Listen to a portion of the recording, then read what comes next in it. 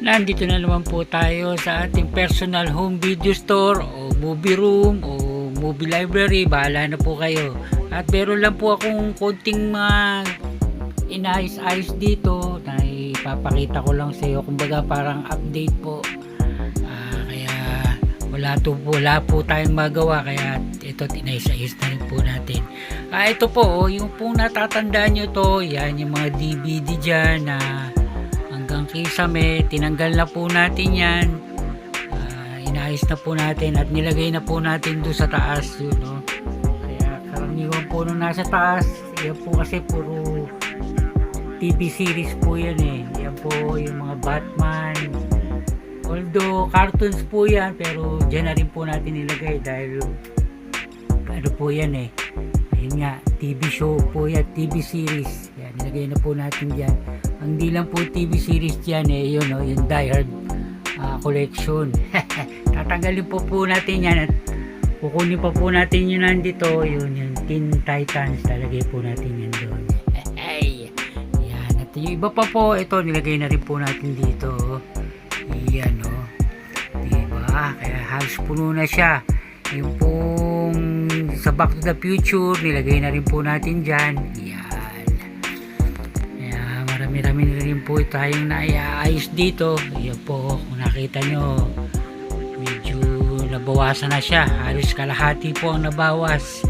Kaya kailangan natin, lagyan natin ang display doon. Tsaka po itong ating CED na to, ito po yung naka-frame na yan. Hindi ko po alam kung saan dyan po natin ilalagay na yan o paano. Kaya lang nasa sulok eh, kaya kailangan ihanap po natin ng ibang pagkakalagyan yan.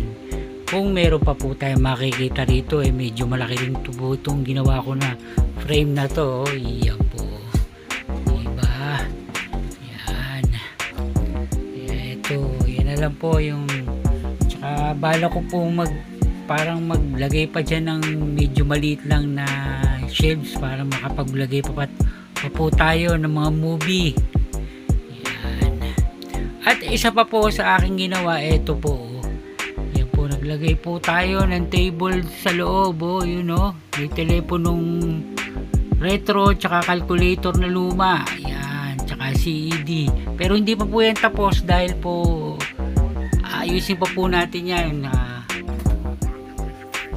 Pa po tayong gagawin dyan eh. Tsaka medyo inaisais na po natin yung tambak dito. Yan po tayong upuan dito.